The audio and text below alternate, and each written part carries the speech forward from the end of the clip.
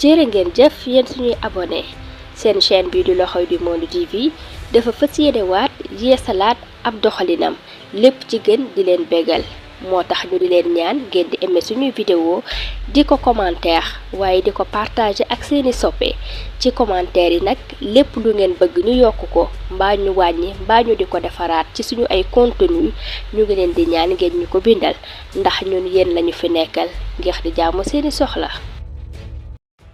waaw dama bëggoon ñu àndandoo ñu déglu Pape Djibril Fall ci kàddu yi nga xam ni yëkkati na ko assemblée ak kàddu yi nga xam ni moom la premier ministre Ousmane Sonko yëkkati muy ay kàddu fulla muy ay kàddu yu am solo muy ay kàddu yu yër a déglu suñu paree ñu àndandoo ñu déglu Mame Birame Wathie grand journaliste ki nga xam ni saa bu analyser rek ñu ne gongo mu indi leen analyse bi nga xam ni defoon na ko di wax ci ñi nga xamante ni mooy politiciens yi nga xam ni ñoo yónni yenn chroniqueurs yi ñu leen di waxal te Ousmane Sonko yëkkati lu mel noonu ci assemblée bi wax ni yooyu dina dakk opposition bi xam nañ leen depuis ñoom bi nga xamante ni ñoo ngi nekk ci opposition bi tey loolu liñ ci mën a jàngat mooy président Ousmane Sonko li mu wax mooy dëgg Macky Sall dafa amoon opposition bu am xam-xam. Macky Sall dafa amoon opposition bu am fit Macky Sall dafa amoon opposition boo xam ne dafa bëgg Sénégal ba jeex ci takk tey malgré nag président Diomaye premier ministre Ousmane Sonko opposition bi ñu am mooy opposition bi nga xamante ni amul xam-xam te seen lépp ci ay sos lañ ko bëgg a teg jël ay nit ñoo xam ni ay chroniqueurs yoo xam ne amuñu xam-xam ñu leen di yabal ñuy saaga ak di sos. di wax sénégalais yi nañ delloosiwaat suñu xel. ñu xam ni ñun ñoo ngi door a am état ñun ñoo ngi door a am état bu normal ñoo ngi door a am état bu jub ñoo ngi door a am état bu tegu ci yoon ñuy ñaan may ñaan nag sénégalais nañ taxaw ñu jàppale leen ñu nekk ci seen ginnaaw parce que bi ministre Ousmane Sonko wax mooy fulla te loolu mooy dëgg. opposition bi nga xam ne amul xam-xam.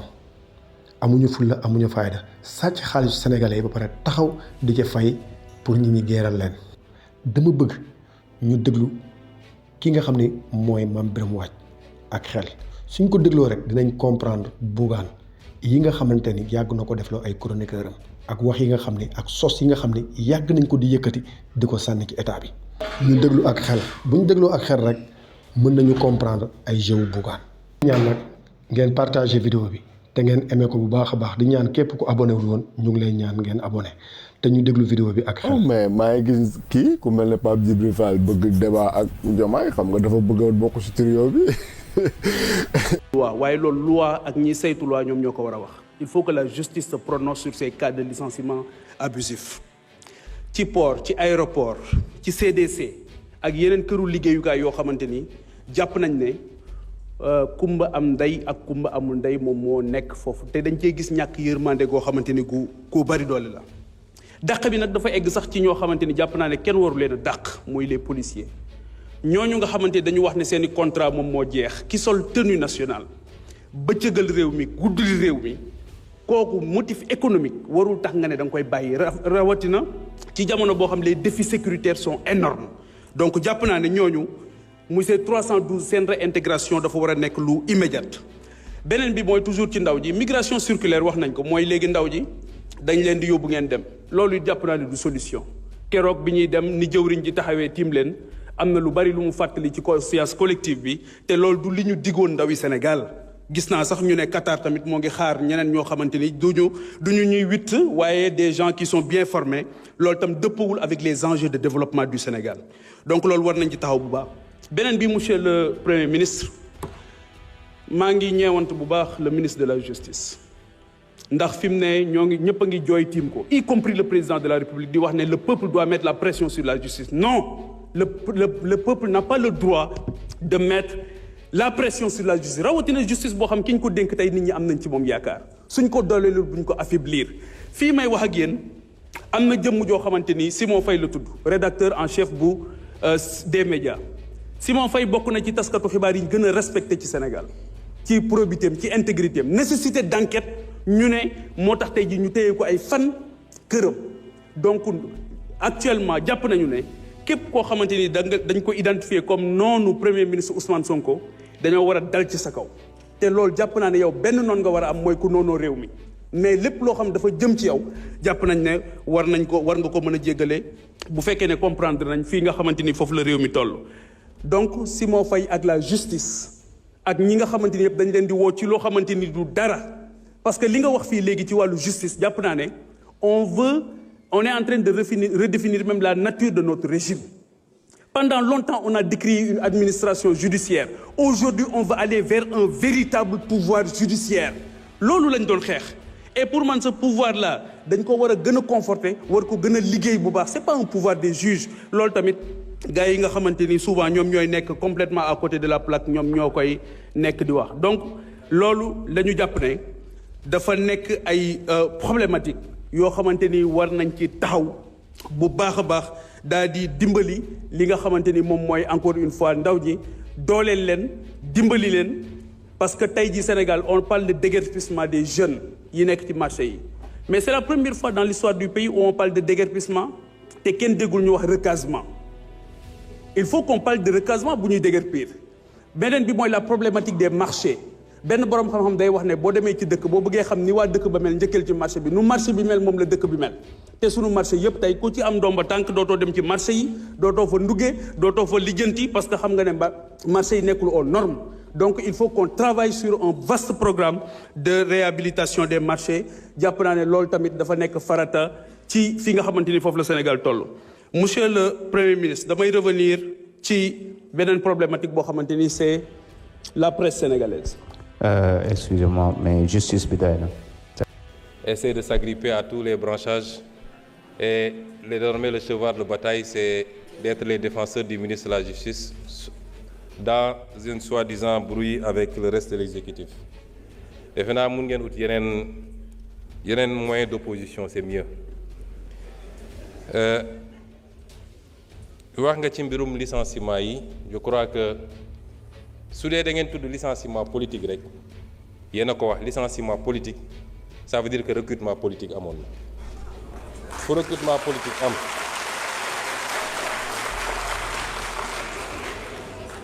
ku ñëw ku politique recruté woon nag politique war na laa mën a fi dindi loolu amul demal ma ñëw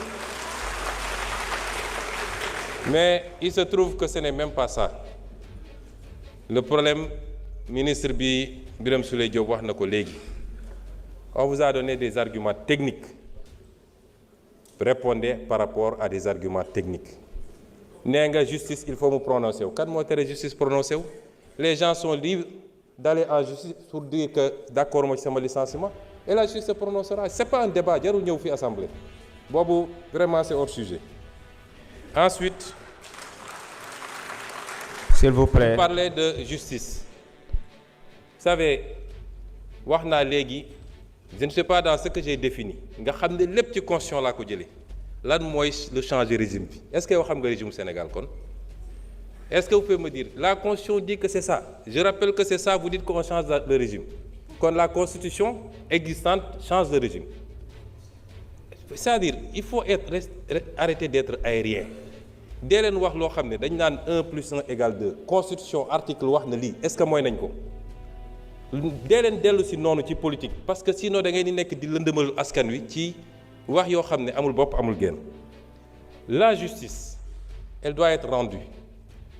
La justice a été discréditée depuis plusieurs années loolu du lu ñuy nëbb lu Sénégal yëpp d'accord la majorité des acteurs de la justice d'accord nañ ci magistrats avocats greffiers ñëpp d'accord nañu y a un problème kon loolu lu ñuy waxati te ñi yàq justice nitu justice loxoom mi ngi ci lenn ci nitu justice yi du ñëpp parce que gis nañ li fi xaw ak comment on a instrumentalisé des magistrats ba ñëpp ñaawlu ko loolu am na fi et cette justice là il faut l'aider à se redresser parce que erreur bi sénégalais yi warul def mooy jàpp ni dès lors qu'on a élu le président Bassirou Diomaye Faye le 24 mars mbir mi changé na déedéet y a la volonté de changer la conduite du changement et les résultats yi ñu war a am l'État c'est le même État qui est là, les mêmes agents,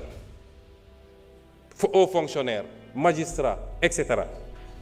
loolu c'est pas parce que changé nga président rek que loolu changé na de liggéey la boo xam ne au jour le jour lañ koy def ce qu'on appelle l'état profond il est encore là avec ses habitudes te liggéey la boo xam ne du liggéey bu yomb mais la justice am na erreur bi nit ñi di def le peuple a le droit de dire que j'attends c'est le service public de la justice.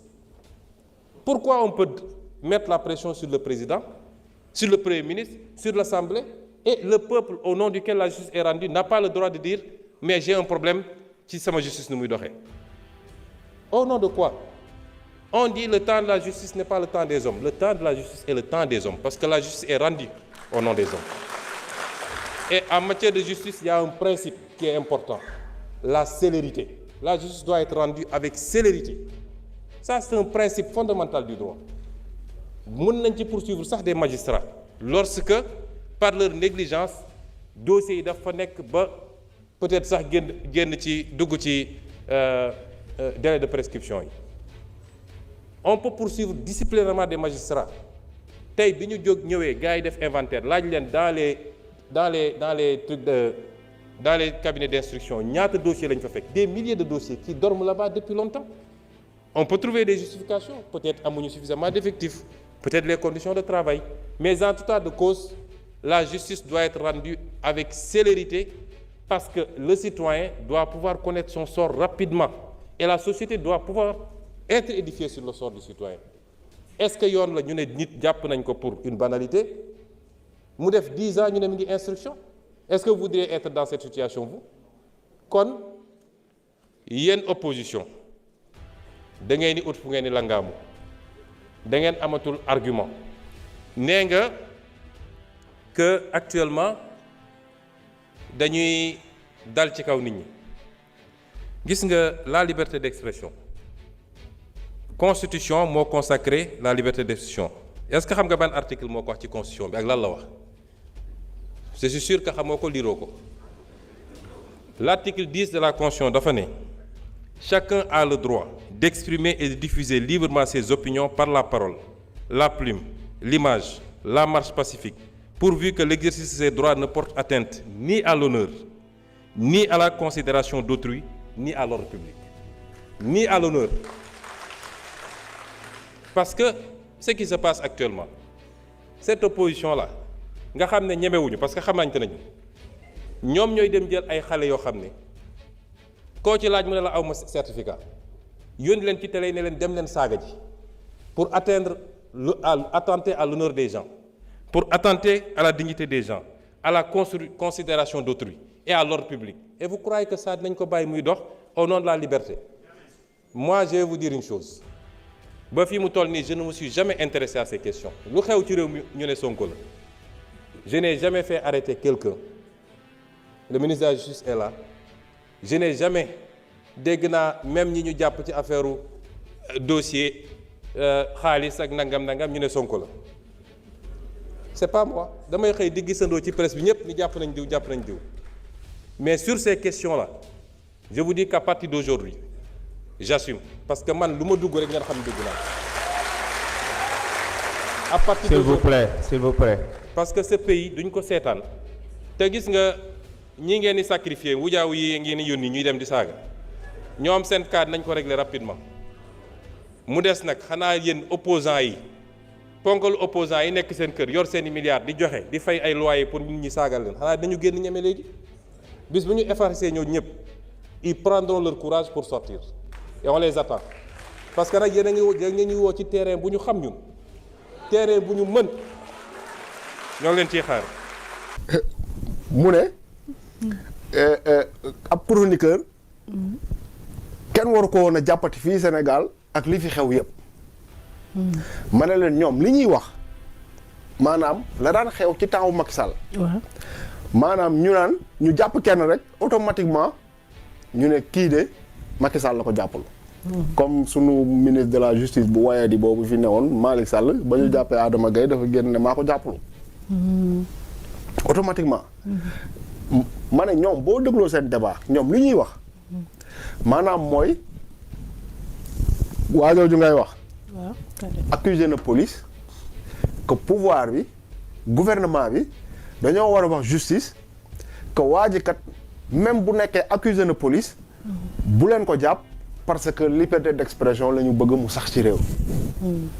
kon ñoom li ñu bëgg mooy justice dem bay def liggéeyam ñu ne ko non bul def sa liggéey bi parce que lii la ñu bëgg. mais loolu ingérence la. loolu du ingérence. maanaam ñu ne Kader accusé policiers yi ne si da ci am ñoo xamante ne nii. xaalis lañ leen di jox ñuy bàyyi gaal yi ñuy jàll. te est-ce que sax. ñuy bàyyi gaal yi ñuy jàll mu ne moom. am na preuve boo xamante ne nii nit moo ko wax ne avant ñuy dem. ay policiers ñëw di leen laaj xaalis. kooku kan la ñu offensé du la police. waaw léegi bu nekkoon ne police offensé nañu leen. procureur bëgg jóg ne dafa bëgg mbir moomu leer. waaw Ousmane Sonko woo le ministre de la justice. exemple laa joxe nii de. pour topp ñoom logique bi ñu bëgg. Ousmane Sonko woo ministre de la justice. ne ko kat procureur am na ku mu woo. kooku kat c'est un chroniqueur. te ñun liberté d'expression dañu bëgg mu jàll ci réew mi nañu ko bàyyi. loolu du ingérence. maanaam Ousmane Sonko teg ci cooncam. teg ci cooncam. loolu ingérence la. donc nañu jàpp ne waa jële moo wax loo xamante ne nii il fallait que mu joxe des preuves parce que man jàpp naa ne bu amee au Sénégal ay policiers yoo xamante ne nii dañuy laaj xaalis ay gaal pour bàyyi leen ñu dem. policiers yooyu war nañ leen a identifier. bien sûr war nañ leen a identifier. bu nekkee ne nag Kader dafa toog te jàpp naa ne patron bi loolu tax ñu koy wane. ñu ne ko waxal lii parce que Bougane toog na fi dinaan ñu As ak Malick dañoo dee ci géej gi. ñu bind ko ci seen journal boobu La Tribune. ñu ne les jeunes dañoo commencé désespérer am na si ñaar ñoo xamante ne nii As ak Malick disparaître nañ As ak Malick. maanaam waxuñu As Diop waxuñu As Ndiaye waxuñu As. maanaam amul benn précision. non As sax diminutif la. on dit sax As Malick sax tur la. très bien waaw As Mago. mais ñu ne toog rek jékki-jékki ne As ak Malick dem nañu jaar nañ ci gaal yi. mujj na ñëw dig. loolu ba ñu ko waxee jàppoon naa ne lañ leen waroon a woo laaj leen As ak Malick boobu ñooy ñan ana seeni mbokk fan lañ bàyyeekoo ci biir Sénégal mais ñu jékki-jékki noonu rek parce que gis nañu ne am na ñuy commencé ñuy jël gaal yi.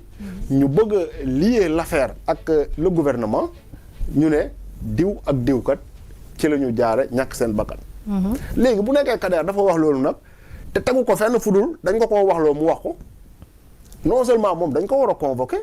mais ki nga xamante ne nii tamit moo ko waxloo kooku tamit dañ koy convoquer parce que fële demuñu fa mais xam nañ comment ça se passe. chroniqueur da ngay toog ci sa plateau di développer say idée ba ci yàgg ñu envoyé le message ne la waxal lii waxal lële bu nekkee nag yow am na sax xandang la xamoo lu xew ñu dugal la ba nga wax loolu mais il va falloir ñu convoquer la non pas pour indil la ay jafe-jafe mais pour ñu xam ndax li nga wax dëgg la am déet bu amee ay policiers yoo xamante ne nii dañuy jàppale dañuy laaj xaalis pour bàyyi gaal yi ñu jàll ñu xam leen identifier leen mais mettre leen aux arrêts parce que immigration clandestine bi li ñu sant policiers yi mooy ñu xeex ko mais pas di ko encourager. Vraiment. Aussi simple que ça. Non déjà li nga xamante ni moo fi daan xew. Macky ni nga daan def ci tànk yu mu teg woon gisuñu ci le président Bassirou Diomaye Faye. Nee naa la Macky Sall dafa am ay actes yu bëri yoo xamante ni daf ko posé. dafa am ay actes yu bëri yoo xamante ni daf ko posé. wax naa la sànq jàpp bi ñu jàpp Karim. wax naa la jàpp bi jàpp Khalifa Sall.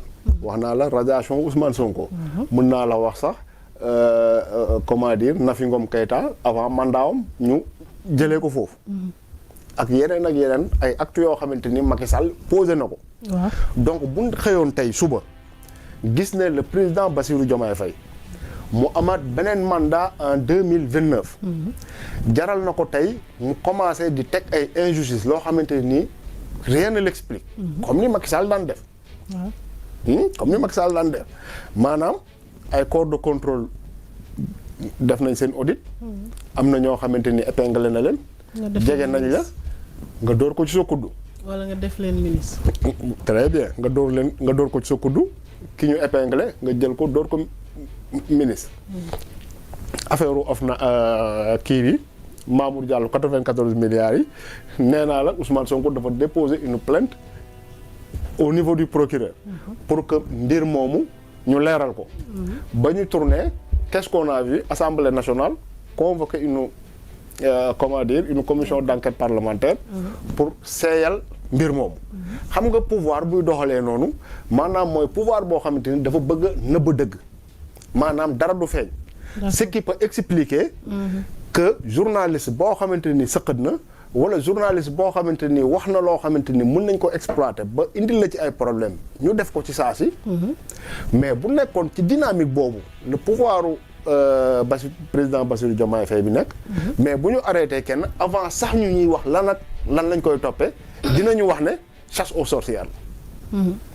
balaa ñu wax sax lan moo xew lan lañ koy toppee. dinañu ne chasse aux sorcières la puisque am na acte yu bëri yoo xamante ni président teg na ko di wane ne moom nekkul ci justice nekkul ci leeral li mu bëgg mooy ay mandat mu assuré ko te képp ku ko bëgg a xañ dina la jël tegee la ne le. D'accord. mais est-ce que yow. depuis que le pouvoir est là ba léegi. gis nga ñu posé acte boo xamante ni da nga naan lii kat ab injustice flagrante la comme Macky Sall prêté serment au mois d'avril mai mu ressuscité CREI juin mu signal Aliou Sall pétrole ak gaz. D'accord. kooku dès l'instant que mu def loolu rek la wàcc ci yoon boo xamante ne nii jàpp naa ne ku ko attaqué dagan na parce que dafa boole loo xamante ni ñun sénégalais yëpp ñoo ko bokk mu jël ko jox ko rakam. ci lañ doon ñëw sax. léegi. Macky tedd bu ma yemee ci bin mële. bin ba. yaa ko tudd. wala bëggoo ma ñëw ci. allez-y waaw ñëw Cheikh Yérim. Cheikh Yérim mooy ok. xam nga ce qu'il a fait. ce qu'il a fait. Sénégal dañu toog. ñu ne ñu 45 milliards. jënd nañ ko ci ay armement. man ma jàpp ne pouvoir bi dafa bokk ci ay premier chantier. nekkul ñu xool naka la ñuy wàññee dund bi. nekkul ñu xool naka la ñuy wàññee courant bi. wala ndox mi. gaa yooyu am na solo. mais pour man li ma gën a amal solo. mooy sama sécurité. te du ma sentir en sécurité tant que neewuñu ma. 45 milliards yi Macky Sall jëndoon. arme yaa ngi nii. wala génnee nañ ko réew mi. wala récupérer nañ ko. d'accord léegi boo ñëwee ñu ne jënd nañ arme yooyu. yow ñu ne ki nga xamante ne nii njortu nañu ne moom moo doon coordonné nervi yi ko doon jëfandikoo. waaw. nga bëgg a ñëw nañu li nga gëm ci dossier am mooy ab arme bu mu daan jëndi. kooku waruloo waxu jënd arme kooku waxu jëli arme la ñu waroon a wax ci moom.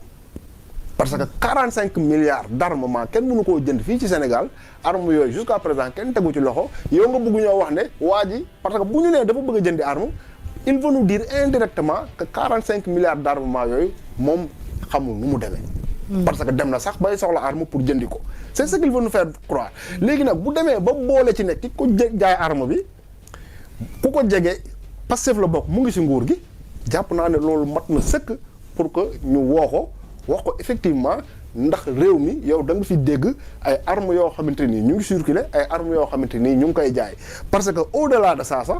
am na ay armes yoo xamante ni réer nañu fi bu ñu déggee ñu yow waxu jënd arme ak jaay arme mën nañu njortu ne ca arme yooyu la bokk te yow mi ko wax dañ laa war a woo déglu la. aussi simple que ça. te de mon point de vue c'est exactement comme ça que ça s'est passé léegi nag. xam nga li nga xamante ne nii moo ci nekk. mooy anarchie mënul defarum réew. anarchie mënul defarum réew. il ne sera kenn du fi toléré. nit koo xamante ne nii waxul lenn lu garaaw deful lenn lu garaaw. ñu jékki-jékki rek ne dañuy dal ci kawam parce que la muy wax neexul le pouvoir. mais jàpp naa ne bu nekkoon noonu la demee gëw ma ne Madiambal Diagne jusqu'à présent il serait dehors. gëw ma ne jusqu'à présent Moustapha Diakhaté il serait dehors.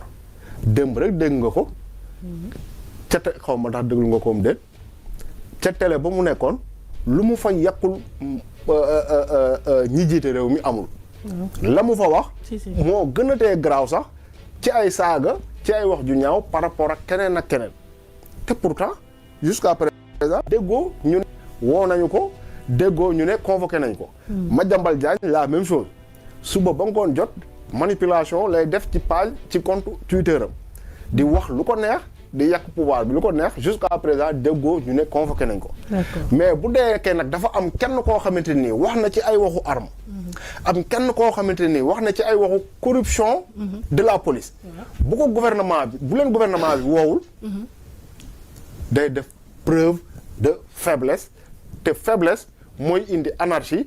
anarchie buñ ci nekkee quel que soit effort yi nga def quel que soit sacrifice yi nga def. doo développer dëkk bi.